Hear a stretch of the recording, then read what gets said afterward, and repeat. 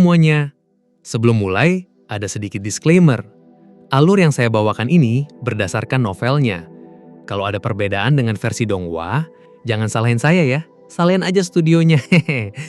Tenang, biasanya perbedaannya cuma sedikit kok. Paling cuma dipersingkat. Malahan di versi novel biasanya lebih jelas dibanding Donghua-nya. Jadi, santai aja. Siapin cemilan kalian, dan mari kita nikmati serta dengarkan versi novel ini bersama-sama. Selanjutnya, bab 946, 3 jalur. Kalau begitu, bagaimana dengan istana para dewa binatang penjaga? Tanya Luo Feng tak bisa menahan diri. Dewa binatang penjaga adalah mereka yang telah memperoleh warisan lengkap dewa binatang dan telah menjadi penguasa alam semesta, jelas sang kesatria. Mereka tidak benar-benar menjadi dewa binatang, entah karena tidak ada kursi kosong atau karena mereka sendiri memang tidak ingin menduduki posisi itu. Bagaimanapun, kekuatan seseorang bisa meningkat pesat setelah mewarisi posisi, tapi itu juga titik akhirnya. Penguasa alam semesta adalah makhluk terkuat di alam semesta, dimanapun mereka berada. Sekolah dewa leluhur akan menghormati kehendak mereka, menjadikan mereka dewa binatang penjaga, sekalipun mereka tidak mau duduk di posisi resmi. Luo Feng dan Kaisar Truyan sama-sama mengangguk. Mereka sadar, tidak ada makan siang gratis. Semua ada harganya. Sekolah dewa leluhur tidak akan membagikan sumber daya tanpa imbalan. Untuk mereka yang hanya punya potensi, sekolah tidak menuntut balasan. Tapi bagi mereka yang berhasil meraih warisan lengkap, sekolah tentu akan menagih balasan. Tenang saja, kesatria itu tersenyum. Sekolah dewa leluhur bisa dibilang kekuatan paling bebas di seluruh alam semesta. Mereka tidak punya niat merebut wilayah lain. Bahaya di wilayah rahasia saja sudah cukup untuk membuat semua kekuatan besar segan. Bahkan kalau kalian jadi anggota tambahan sekolah, kalian tidak akan merasa terkekang. Ia menggeleng. Tentu saja, semua itu tidak ada artinya jika kalian bahkan gagal menjadi anggota tambahan sejak awal, dan itu sangatlah sulit. Entah kalian menapaki jalur warisan nabi, warisan jenderal, atau warisan dewa binatang, semua sama-sama sangat menuntut. Luo Feng mendengarkan penuh perhatian dan mengangguk. Ia teringat tanah warisan jenderal catatan iblis, di mana ratusan ribu makhluk gagal memperoleh warisan lengkap. Meskipun begitu, tanah itu menerima 32 orang pewaris baru setiap 10.081 era. Padahal yang mencobanya baru 50 juta era, sekejap mata dibanding usia alam semesta. Pemilik Pulau Bauhinia ini adalah seorang dewa binatang penjaga, kata sang kesatria sambil menatap istana raksasa. Dewa binatang penjaga, Luo Feng dan Kaisar Truyan mengikutinya. Di dinding istana tampak banyak pahatan. Ada yang berbentuk kadal, ada yang seperti kera meraung, ada juga burung. Meskipun jumlahnya puluhan ribu, semua bisa dikategorikan ke dalam 8 jenis. Jelas, itulah gambaran dari 8 dewa binatang. Di depan istana pemilik pulau terbentang sebuah alun-alun besar, bagian dari sebuah gunung. Di sana mengalir 3 mata air jernih. Meski airnya muncul entah dari mana, tanah di sekitarnya tetap kering. Kesatria itu, Luo Feng dan Kaisar Truyan berhenti di dekat mata air, menatap pintu istana. "Masuklah," kata kesatria itu. "Tugasku sudah selesai. Semoga kalian bisa bertahan lama di pulau ini dan tidak gugur, karena kalian tidak akan pernah bisa kembali dengan token lain. Jarang sekali ada ras yang memberi token 2 kali. "Terima kasih, kesatria." Luo Feng dan Kaisar Truyan membungkuk menghormati. Kesatria itu tersenyum, lalu terbang menembus aurora seperti seberkas cahaya. "Mari kita masuk, muridku," ujar Kaisar Truyan sambil menyenyum. "Baik, guru." Di dalam, tampak seorang manusia berjubah hitam sederhana. Rambutnya panjang berwarna biru dengan ukiran biru di tubuhnya. Aura samar namun menakutkan memancar darinya. Luo Feng bisa merasakan ia setidaknya setingkat kesatria alam semesta. "Seorang manusia?" Luo Feng terkejut. Apakah dia dewa binatang penjaga? Luo Feng dan Kaisar Truyan saling pandang. Jadi, dewa binatang penjaga ternyata manusia. Pria itu berdiri, menatap mereka, lalu tersenyum. "Tak kusangka akan melihat manusia di sini. Menyenangkan sekali. Jangan salah paham, aku bukan dewa binatang penjaga. Aku hanyalah pelayan pemilik pulau ini. Tugasku menjaga istana dan menyampaikan pesan. Pelayan? Luo Feng dan Kaisar Truyan tercekat. Seorang pelayan setingkat kesatria alam semesta, dan ia manusia pula? Tentu saja, pikir Luo Feng. Kalau aku bisa memperbudak ras barbar, maka ras barbar juga bisa memperbudak manusia. Lagi pula, Dewa Binatang Penjaga adalah penguasa alam semesta. Tidak aneh kalau mereka punya budak sekuat kesatria alam semesta. Ia hanya bisa menghibur dirinya begitu. Kaisar Truyan menatap pria berjubah hitam itu. Kami pewaris baru, datang untuk memberi hormat pada Dewa Binatang Penjaga. Pria itu tersenyum. Tunggu saja di sini, aku sudah mengirim pesan pada pemilik pulau, tapi dia sedang sibuk, harap bersabar. Luo Feng dan Kaisar Truyan saling pandang. Baiklah, kita tunggu. Mereka tidak punya pilihan selain menunggu. Setelah setengah hari, mereka mulai lelah. Kapan Dewa Binatang Penjaga itu datang? Tanya Luo Feng. Bersabarlah, jawab pria itu dengan senyum lain. Masalah yang sedang diurus Dewa Binatang Penjaga jauh lebih penting. Menurut aturan sekolah dewa leluhur, para dewa itu bisa menunda hingga 10 tahun. Jika dalam 10 tahun mereka tak bisa hadir, maka Dewa Binatang Penjaga lain akan menggantikannya. 10 tahun. Bisa saja instan, bisa juga sampai 10 tahun. Jelas pria itu. Tamu paling sial yang pernah kuterima, menunggu sampai hampir 10 tahun penuh. Jadi, duduklah. Bersabarlah. Luo Feng dan Kaisar Truyan hanya bisa duduk, tanpa tahu kapan akhirnya mereka bisa bertemu pemilik pulau. 12 hari kemudian, Luo Feng dan Kaisar Truyan sedang duduk bersila di halaman istana dengan mata terpejam. Tiba-tiba mereka merasakan kekuatan maha dahsyat menyelimuti seluruh istana. Mereka serentak membuka mata. Itu Dewa Binatang Penjaga. Mereka berdiri. Sang kesatria yang menjaga istana sudah ada di dalam haula utama. Sebuah suara bergema dari dalam haula. Masuklah. Mereka pun melangkah masuk dan mendapati sosok duduk di atas takhta. Itu adalah makhluk kehidupan khusus berbentuk naga bersayap, berlapis baju jirah aneh. Lidah-lidah api berkobar di sekelilingnya. Aura yang dipancarkannya membuat Luo Feng dan Kaisar Truyan merasa seperti tubuh mereka terbakar. Seakan-akan naga ini adalah penguasa ruang itu sendiri. Dengan satu jentikan, ia bisa membinasakan mereka. Dewa Binatang Penjaga, Luo Feng berpikir, sepertinya ia menapaki jalur api dan ruang. Mulai sekarang, kalian adalah pewaris Pulau Bauhinia, kata Dewa Binatang Penjaga. Pertama-tama, aku berikan kalian akses menuju dunia kemuliaan. 2 komputer kuantum mini muncul dan melayang ke arah Luo Feng dan Kaisar Truyan. Itu adalah penerima dunia virtual, jelas Dewa Binatang Penjaga. Dunia kemuliaan adalah alam semesta virtual milik sekolah dewa leluhur, serupa dengan virtual universe manusia. Meski lebih kecil, fungsinya serupa. Kalian akan mengerti setelah masuk ke dalamnya. Luo Feng dan Kaisar Truyan menerima perangkat itu. Aku juga berikan kalian akses menuju tanah warisan, tanah harta karun, dan tanah rahasia. Kalian lihat 3 tirai air di luar sana. Mereka mengangguk. Tirai air? Bukankah itu mata air tadi? Itulah portalnya, kata Dewa Binatang Penjaga. Tanpa izinku, kalian tidak akan bisa masuk. Yang di kiri adalah portal menuju tanah warisan, yang tengah menuju tanah harta karun, dan yang di kanan menuju tanah rahasia. Tanah warisan adalah tempat kalian menerima warisan Dewa Binatang. Di sana kalian akan diuji sejauh mana pemahaman kalian akan hukum. Tanah harta karun menyimpan benda-benda berharga yang ditinggalkan oleh Dewa Binatang Penjaga, dan para penempuh jalur Dewa Binatang. Harta itu dilindungi berlapis-lapis persyaratan dan rintangan. Jika kalian memenuhi syarat, kalian bisa mendapatkannya.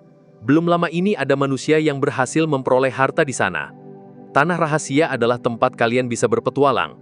Rahasia sekolah dewa leluhur adalah wilayah paling misterius di alam semesta. Dihuni makhluk dan kekayaan paling aneh. Ada harta alamiah maupun buatan. Tapi ingat, ini juga wilayah paling mematikan. Semakin dekat kalian ke tanah harta karun, semakin besar bahayanya.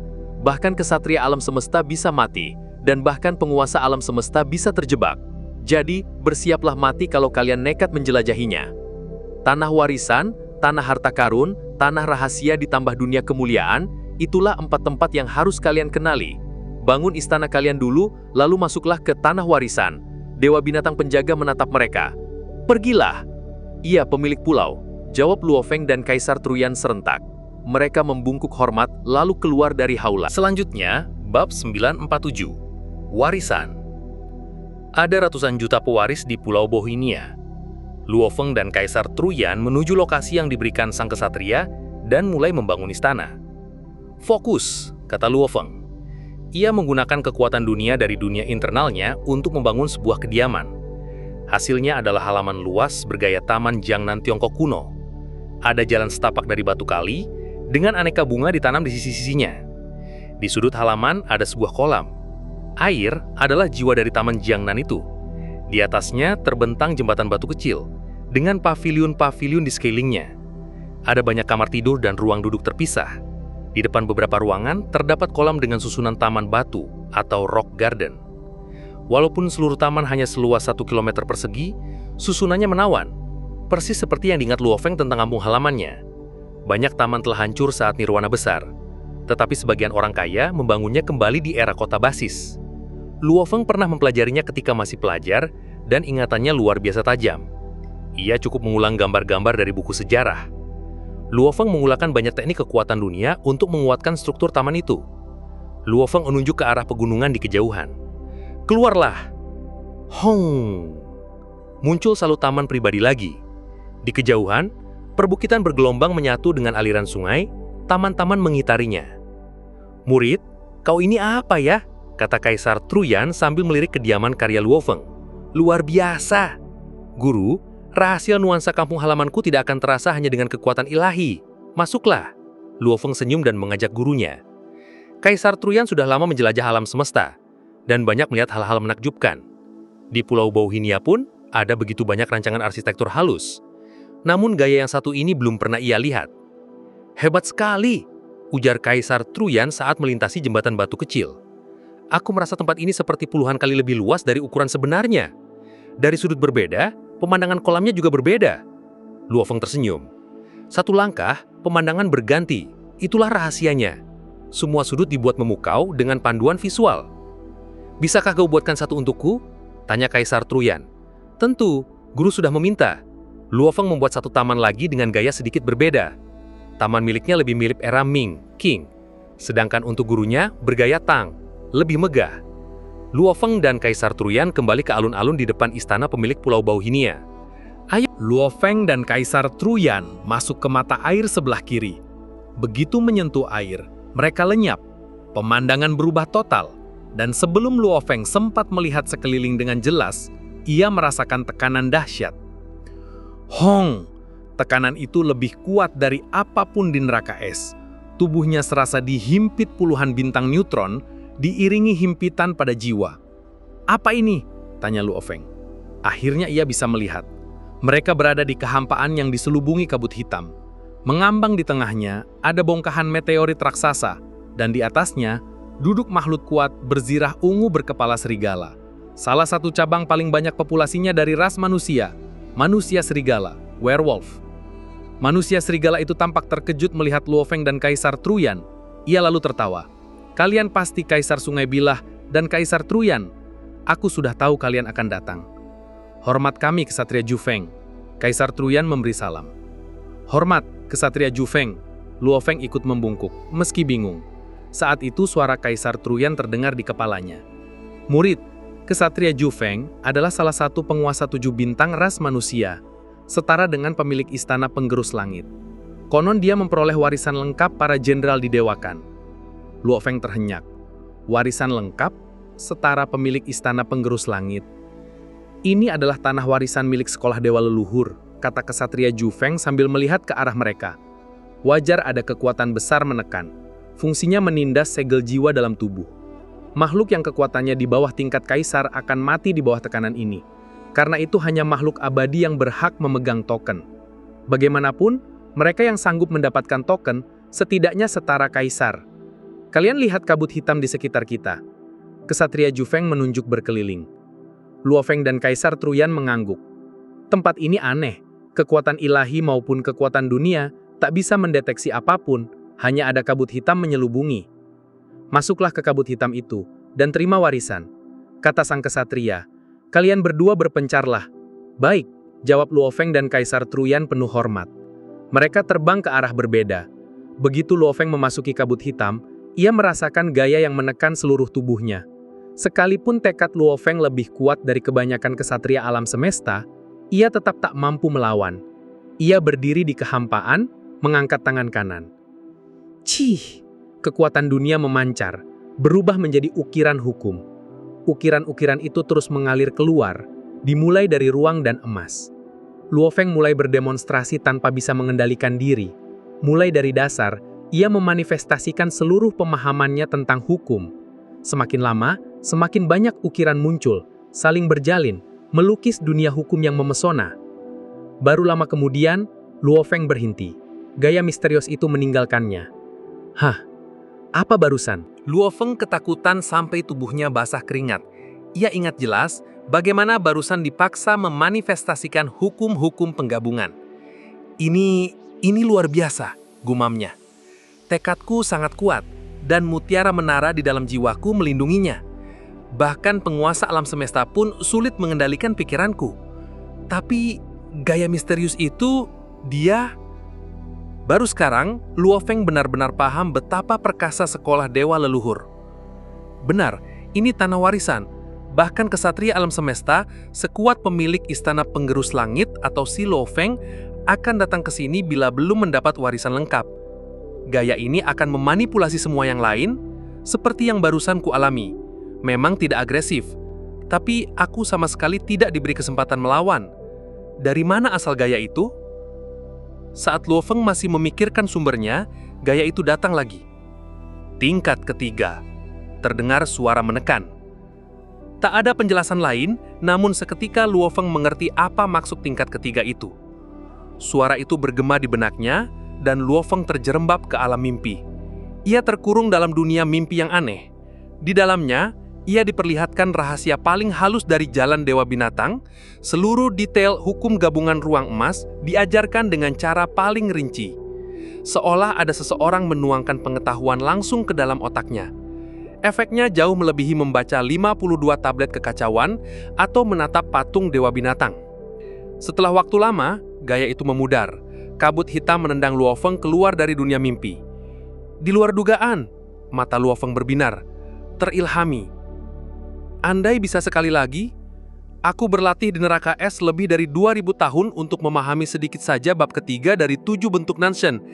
Tapi sekarang, hanya sebentar di sana, pemahamanku melonjak. Rasanya kalau sekali lagi diindoktrinasi, aku bisa menyelesaikan bab ketiga. Kurasa, barusan aku diajari seluruh bab ketiga, tapi yang bisa kupahami baru setengahnya. Luo Feng gelisah. Sudah lama ia tidak merasa seperti ini. Rasanya seperti mimpi panjang dan yang diingat hanya potongan-potongan. Sejak menjadi makhluk kuat, ia tak pernah mengalami ingatan samar. Namun kini, ia hanya mampu mengingat sebagian rahasia dari bab ketiga. Jangan bengong, suara kesatria di atas meteorit menyela. Luo An dan Kaisar Truyan yang wajahnya juga berseri menoleh. Tanah warisan ini lahir bersama alam semesta, penuh keajaiban. Ini adalah tempat terpenting sekohar dewa leluhur. Setiap kali kalian masuk, tempat ini akan menguji seberapa jauh pemahaman kalian tentang hukum. Warisan Dewa Binatang memiliki 7 tingkat. Jika kalian telah menguasai 2 tingkat pertama, kalian akan diberikan warisan tingkat 3, dan seterusnya. Kesatria Ju Feng memandang keduanya. Bagaimana? Kalian sampai tingkat berapa? Tingkat ketiga, kata Luo Feng. Aku belajar banyak. Tingkat keempat, ujar Kaisar Truyan dengan suara bergetar gembira. Aku merasa sedang ada terobosan. Selanjutnya, bab 948. Ekstrapolasi. Terobosan? Kesatria Ju Feng menatap Kaisar Truyan dengan terkejut. Guru, kau benar-benar... Luo Feng begitu gembira. Gurunya telah terjebak di langkah terakhir selama era panjang. Warisan Dewa Binatang memang kesempatan emas, tetapi tidak pernah ada jaminan berhasil. Kini, gurunya bahkan merasakan tanda-tanda terobosan segera setelah menerima warisan. Kaisar Truyan pun diliputi semangat. Ia sudah menunggu terlalu lama. Saat pertama kali menjadi makhluk kuat, keluarganya masih mendampinginya. Namun seiring waktu berjalan, keluarga itu menua, dan kampung halamannya pun makmur berkat dirinya. Setelah melewati era demi era, Ia tak lagi perlu mengkhawatirkan tanah kelahirannya. Satu-satunya yang ia kejar hanyalah jalan menuju kekuatan. Namun ia tetap tak bisa maju. Sementara para jenius lain dari ras barbar bahkan sudah mencapai tingkat kesatria alam semesta. Ia hanya bisa menetap di kota kekacauan, mencari rasa pencapaian dengan melatih para junior. Warisan Dewa Binatang adalah peluang terbesarnya. Namun sekali lagi, berhasil atau tidak tetap bergantung pada nasib. Haha, aku hanya merasa banyak sekali inspirasi muncul, kata Kaisar Truyen sambil tertawa. Aku belum yakin kapan bisa benar-benar melangkah maju. Sekadar merasakannya saja sudah cukup baik, kata kesatria Jiusen dengan senyum puas. Yang membuatku khawatir justru bila kau tidak merasakan apa-apa. Karena sekarang kau sudah mendapatkan inspirasi, pulanglah dan renungkan. Dalami jalur Dewa Binatang, dan kau akan mengingat kembali arahan yang kau terima di dalam warisan tadi. Ah, Lo Feng terkejut. Apakah benar dia bisa mengingatnya kembali? Ini trik kecil. Jelas kesatria Jiu Feng. Saat tadi kau, Kaisar Sungai Bilah, menerima warisan tingkat 3, kau memang diperlihatkan semua rahasia di baliknya. Namun seberapa banyak yang bisa kau ingat bergantung pada kemajuanmu semula. Karena itulah kau tak bisa mengingatnya semua. Kalau kau kembali merenungkannya, kau akan mengingat lebih banyak. Kuncinya adalah segera memanfaatkan momen itu untuk mendalami jalur Dewa Binatang. Terima kasih Kesatria Jiu Feng, kata Lo Feng dan Kaisar Truyen penuh rasa sukacita. Dan lagi, hebat bukan warisan itu? Kesatria Jiu Feng menatap Luo Feng. Aku bisa lihat dari ekspresi wajah kalian, tapi jangan terlalu puas diri. Mungkin kau merasa sekali menerima warisan lebih efektif daripada berlatih bertahun-tahun, namun itu hanyalah ilusi. Ilusi? Luo Feng dan Kaisar Truyen tertegun.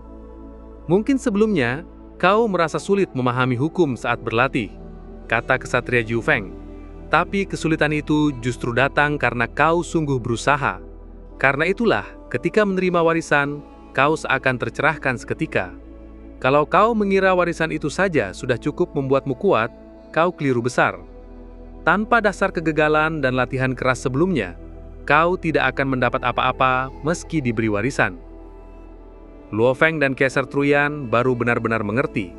Persis seperti tablet kekacauan, baru terasa manfaatnya bila sebelumnya sudah ditempa latihan panjang. Bedanya, warisan Dewa Binatang ini ribuan, bahkan puluhan juta kali lebih bermanfaat. Kalau begitu, kapan kami bisa kembali ke sini untuk warisan lagi? Tanya Luo Feng. Ada 7 tingkat warisan Dewa Binatang, jelas Kesatria Jiu Feng. Kalian mendapat 1 kali arahan gratis untuk tiap tingkat. Setelah menuntaskan tingkat kedua, barulah bisa menerima warisan tingkat ketiga. Setelah selesai tingkat ketiga, kalian bisa datang lagi untuk tingkat keempat dan begitu seterusnya. Artinya, kalian tidak bisa mendapat 2 kali warisan gratis di tingkat yang sama. Gratis? Luo Feng bertanya. Kalau begitu, berarti ada cara lain dengan membayar harga. Harganya apa? Harta? Kaisar Truyen ikut menimpali. Apakah kalian mengira sekolah dewa leluhur peduli dengan harta kecil kalian? Kesatria Jiu Feng menggeleng. Satu-satunya cara adalah dengan pergi ke dunia kemuliaan. Dunia kemuliaan? Luo Feng dan Kaisar Truyen teringat. Kalian akan tahu setelah masuk ke sana, tapi berhati-hatilah. Ia menatap keduanya dan menambahkan, ada 2 aturan yang harus kalian ingat. Tidak boleh ada pembunuhan di dalam danau cahaya 5 warna. Jika melanggar, kalian akan diserang. Setiap pewaris memiliki istana di Pulau Bauhinia. Istana itu milik kalian pribadi. Tak seorang pun boleh masuk tanpa izin. Begitu pula, kalian pun tidak boleh masuk ke istana pewaris lain. Ingat 2 aturan itu baik-baik. Sekarang, pergilah. Portal ada tepat di belakang kalian. Luo Feng dan Kaisar Truyen membungkuk hormat, lalu berbalik. Mereka melihat gelombang transparan dan segera terbang masuk. Shua! Mereka pun dipindahkan. Kesatria Jiu Feng kembali duduk di atas meteoroid. Bergumam. Kaisar Sungai Bilah, dia itu benar-benar penguasa sektor? Luar biasa bisa mencapai tingkat ketiga hanya sebagai seorang penguasa sektor. Di Pulau Bauhinia, Luo Feng dan Kaisar Truyan keluar dari tirai air, lalu terbang kembali menuju istana masing-masing. Murid, aku punya begitu banyak inspirasi. Aku rasa aku benar-benar bisa menerobos jika berhasil. Kaisar Truyan menatap Luo Feng. Semua ini berkatmu. Token itu tak ada artinya tanpa ratusan juta tahun latihanmu, guru, jawab Luo Feng. Yah, itu benar juga. Kaisar Truyan mengangguk. Aku sangat beruntung mengambilmu sebagai murid. Sekarang aku harus merenung dalam-dalam dan mencoba melangkah maju. Bisa jadi aku butuh setahun atau 10.000 tahun untuk jadi kesatria alam semesta. Tapi kalau setelah 10.000 tahun pun aku masih gagal, mungkin kesempatanku akan hilang. Guru pasti bisa, kata Luo Feng mantap. Semoga kata-katamu jadi kenyataan, ujar Kaisar Truyan. Aku mungkin tak akan muncul lama. Jangan temui aku kecuali benar-benar penting. Aku mengerti, Luo Feng mengangguk. Ia tidak ingin mengganggu gurunya di saat krusial. Aku harap saat kita bertemu lagi, aku sudah menjadi kesatria alam semesta. Aku juga berharap begitu. Mata Luo Feng berkilat. Kaisar Truyan pun terbang menuju tamannya dan menutup pintu. Luo Feng duduk di tepi sungai, tersenyum. Akhirnya guruku mendapatkan kesempatannya. Aku juga harus berjuang lebih keras. Latihan sehari-hari adalah akar segalanya. Ia kembali ke istananya, duduk bersila di tepi kolam, dan mulai berlatih. Setengah tahun kemudian, Luo Feng membuka mata. Benar kata kesatria Jiu Feng, selama setengah tahun ini aku berkembang pesat. Meski tak sehebat saat menerima warisan, tetap jauh lebih cepat daripada di neraka es. Sekarang aku bisa memahami dengan kecepatan normal, tak perlu terburu-buru. Luo Feng berdiri, berjalan keluar, menatap sungai, lalu melirik pintu istana gurunya yang masih tertutup. Dari jauh, ia juga bisa melihat beberapa sosok lain. Kemana aku harus pergi? Dunia kemuliaan, tanah warisan, tanah harta atau tanah rahasia? Gumamnya. Kalau ke tanah rahasia sekarang, aku pasti mati. Ke tanah warisan juga belum ada gunanya. Kalau begitu, aku akan ke tanah harta. Luo Feng penuh harapan. Menurut Dewa Binatang Penjaga, tanah harta dipenuhi peninggalan para dewa binatang penjaga, dan para pengikut jalur dewa binatang. Dewa Binatang Penjaga bilang ada manusia yang pernah mendapat harta di sana, pikir Luo Feng. Teringat Kaisar 7 pedang dengan kolam emasnya. Mungkinkah dia? Tak masalah, aku akan lihat sendiri. Ia pun terbang menuju alun-alun di depan istana pemilik pulau. Begitu mendarat, Luo Feng melihat sosok lain, makhluk setinggi 3 meter, mengenakan zirah mirip kulit baku hijau. Kulitnya perak, kepalanya botak, matanya berkilau seperti berlian. Ras otomaton, gumam Luo Feng. Manusia, jawab makhluk kuat dari ras otomaton itu. Ia menatap tajam, menilai Luo Feng, lalu tersenyum. Aku punya data tentang 91.293 kaisar manusia, dan semua abadi terkenal sudah tercatat.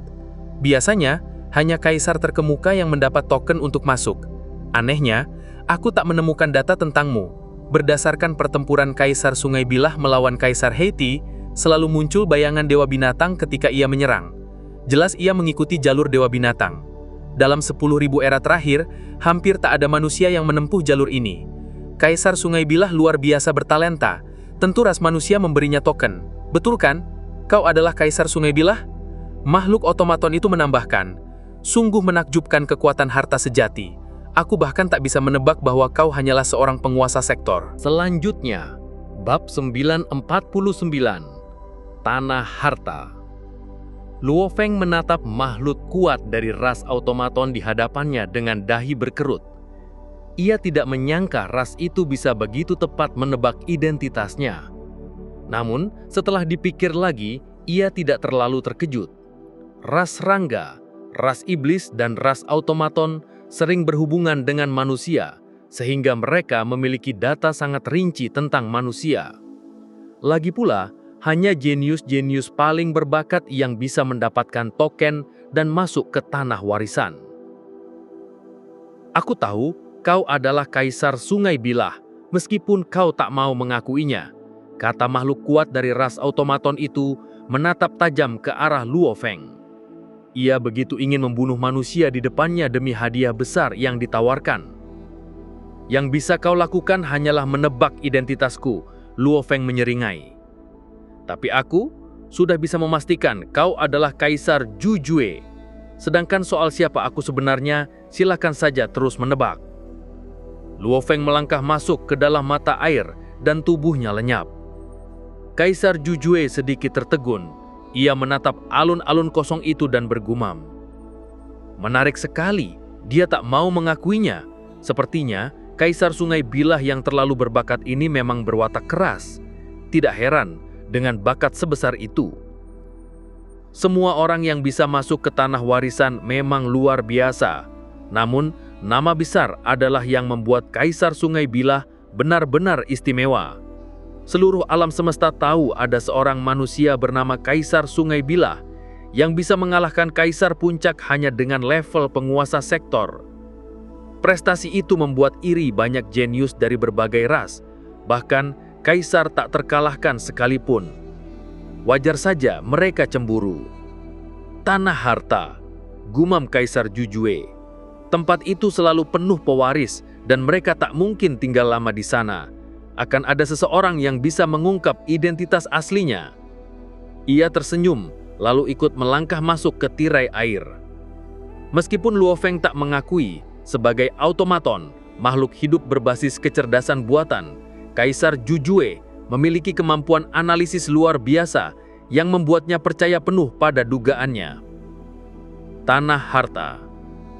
Teleportasi berakhir, Luo Feng muncul di puncak sebuah gunung, dan dari sana ia bisa melihat puluhan ribu bukit dengan bentuk berbeda-beda, terbentang sejauh mata memandang.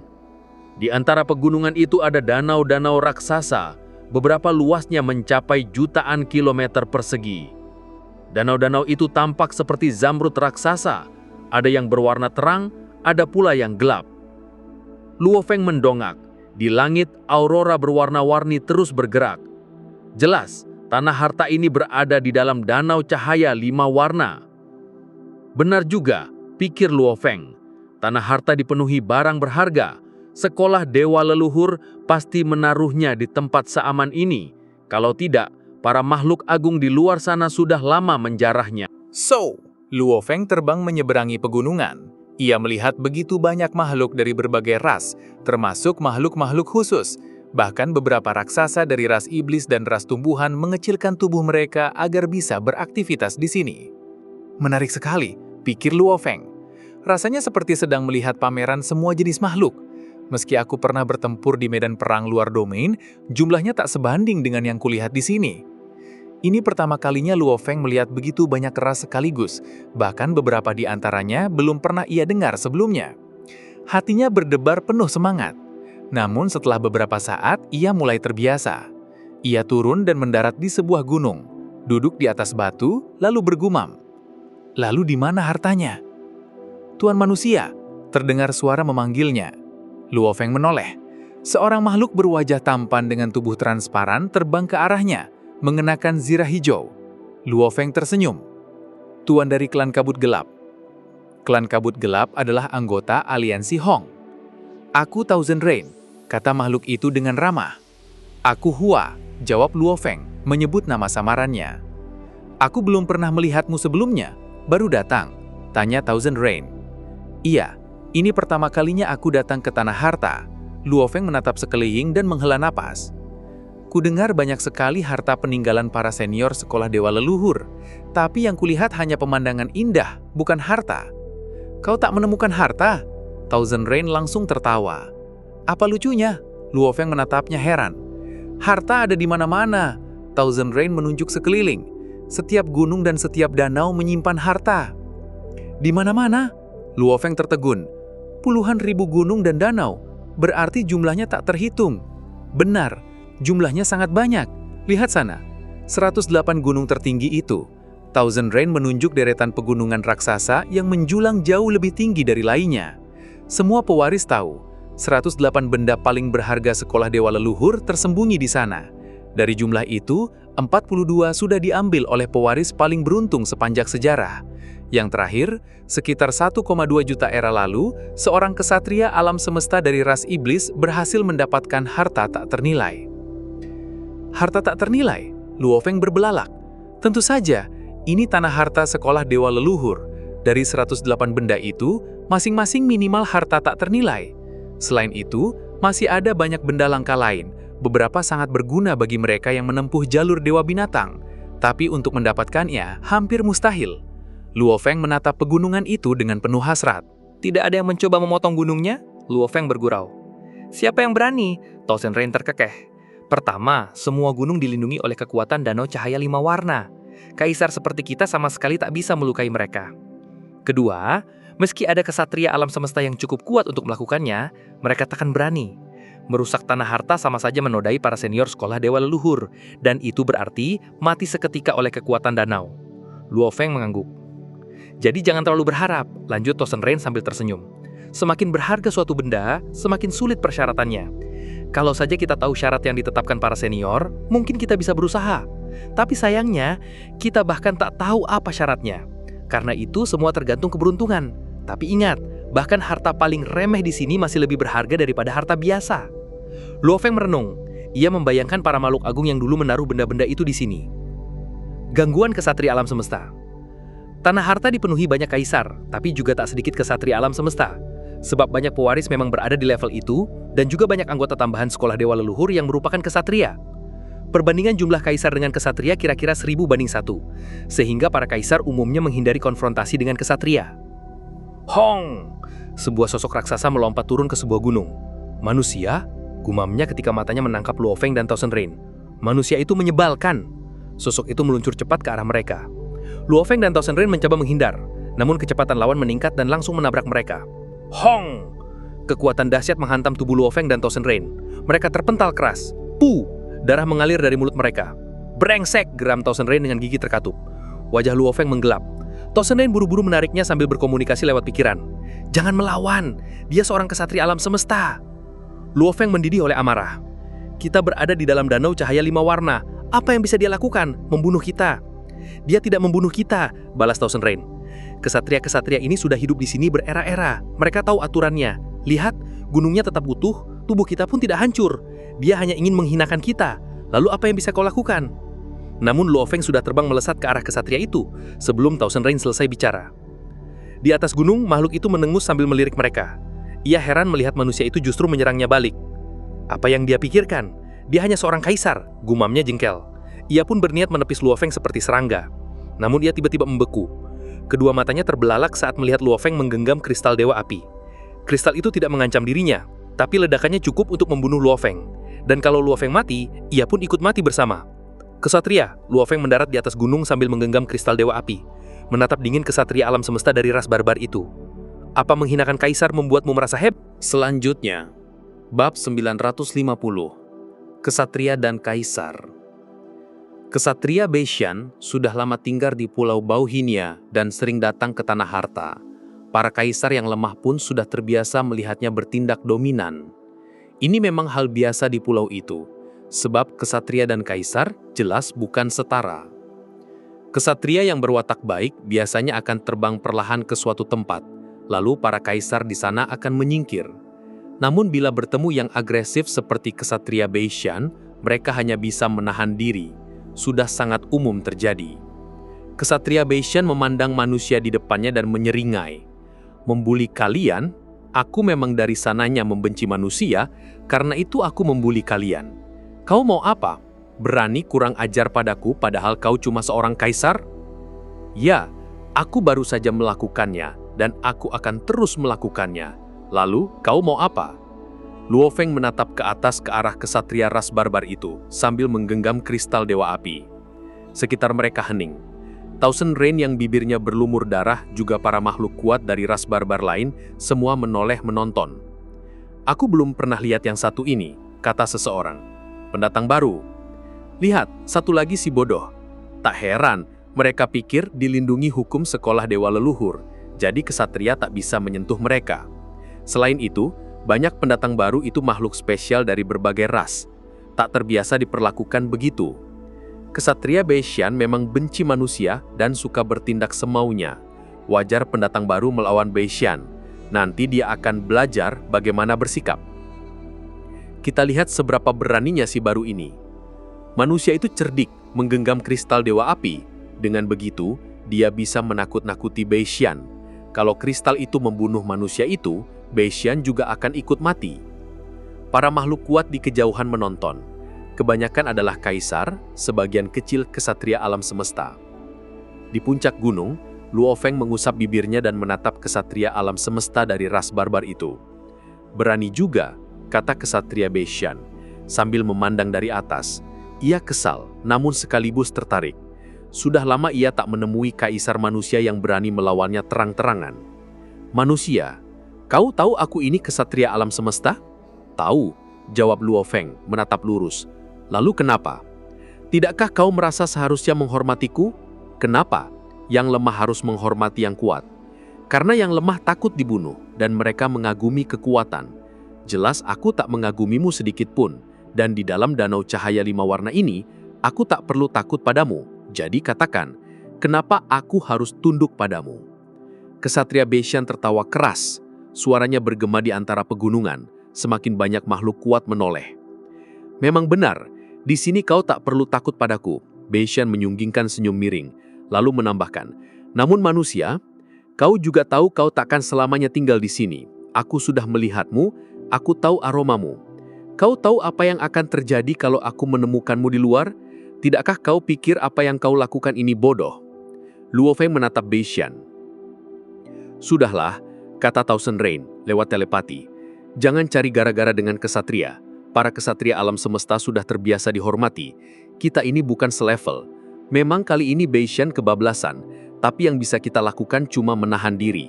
Membuat dendam dengan kesatria tak ada baiknya untuk kita. Terima kasih Thousand Rain, jawab Luo Feng. Luo Feng sama sekali tak gentar menatap Beishan. Penguasa Serigala Langit sudah menyebarkan kabar tentang Kaisar Sungai Bilah. Ada tak terhitung makhluk di alam semesta yang ingin membunuhnya. Hadiah dari ras-ras puncak cukup menggoda banyak kesatria alam semesta, bahkan mungkin beberapa penguasa alam semesta. Itulah sebabnya Luo Feng memilih bersembunyi di sini. Beberapa ras puncak sedang memburuku. Kenapa aku harus mentoleransimu? Lagi pula kau cuma kesatria biasa. Saat aku menjadi abadi, tubuh binatang bertanduk gelap milikku ribuan kali lebih kuat dari manusia dan bisa mengenakan baju zirah kekuatan. Luo Feng tak berniat menelan hinaan ini. Kabar tentang Kaisar Sungai Bilah sudah diketahui seluruh alam semesta. Dan karena Kaisar Jujue barusan mengenalinya, identitasnya takkan lama jadi rahasia di tanah warisan. Jadi untuk apa ia bersabar pada orang seperti ini? Dibandingkan ancaman dari ras-ras puncak, Beishan bukan apa-apa. Luo Feng mengangguk. Kau benar, memusuhimu berarti memusuhi seorang kesatria. Kedengarannya bodoh. Tapi aku sudah memusuhimu. Sekarang bilang, apa yang harus kulakukan? Beishan tertegun. Belum pernah ia bertemu orang seperti ini. Menarik. Beishan, akhirnya kau bertemu lawan. Terdengar suara menggelegar dari seorang kesatria ras barbar di puncak gunung lain. Pendatang baru manusia itu bahkan tak peduli padamu. Sahut yang lain. Bunuh saja dan tegakkan reputasimu, seru suara ketiga. 3 kesatria alam semesta itu tertawa, suaranya bergema di langit. Para kaisar yang menonton berbisik-bisik. Thousand Rain memegangi kepala, bersembunyi lebih jauh. Astaga, manusia itu sudah gila. Sesekali memang ada pendatang baru keras kepala, namun biasanya mereka segera mengalah. Kali ini berbalik, pendatang baru itu terlalu nekat. Tak ada kaisar di sana yang mengenali Luo Feng. Mereka semua hanya menganggap manusia itu gegabah. Kesatria Beishan mendengar tawa kesatria-kesatria lain, wajahnya menggelap. Para kesatria alam semesta sangat menjaga muka. Di dalam sekolah dewa leluhur, ada banyak kesatria dan mereka terbagi ke kelompok-kelompok tertentu. Kesatria manusia 1 kelompok, kesatria aliansi 9 kota kelompok lain, dan seterusnya. Saat ini kesatria dari kelompok lain sedang menertawakannya. Kesatria Beishan melirik kening Luo Feng dan menyelimuti Luo Feng dengan tekanan agresif. Bagi Luo Feng, tekanan itu hanya seperti sepoi angin. Cukup berani, kata Beishan. Aku selalu benci manusia, dan setelah kejadian ini, aku makin benci manusia. Sekarang, berlutut, lalu hancurkan setengah tubuh ilahimu, maka aku akan berpura-pura tak terjadi apa-apa. Luo Feng menatapnya. Kau ingin aku menghancurkan setengah tubuh ilahiku dan berlutut minta maaf? Baik hati sekali. Kalau aku menolak, kau akan membunuhku di luar kalau ada kesempatan? Aku sangat takut. Luo Feng menatapnya sinis. Sangat takut. Kalau aku takut, aku akan ingat ini dan aku akan membalas. Kau dari klan Fang Chui kan? Aura Beishan semakin tajam. Thousand Rain sudah setengah mati ketakutan. Sudah, minta maaf saja, desak Thousand Rain. Tolong. Dengan suara rendah Beishan berkata, manusia, aku mengagumi keberanianmu. Ingat namaku. Aku Kesatria Beishan. Bersembunyilah di danau cahaya 5 warna selama kau bisa. Luo Feng mendengus. Ada alasan mengapa ia begitu meremehkan. Bila Beishan tahu ia adalah Kaisar Sungai Bilah, satu jari pun tak akan berani menyentuhnya. Klan Fang Chui bisa saja menanggung amarah ras manusia yang sangat menghargai super genius. Jika Beishan nekat melakukannya, seluruh klan bisa menanggung akibatnya. Karena itu hanya kekuatan yang setara dengan aliansi Hong yang berani benar-benar melukai Luo Feng. Di puncak gunung, baik Beishan maupun Luo Feng sama-sama tidak menundukkan kepala. Mustahil bagi salah satu dari mereka untuk mengalah.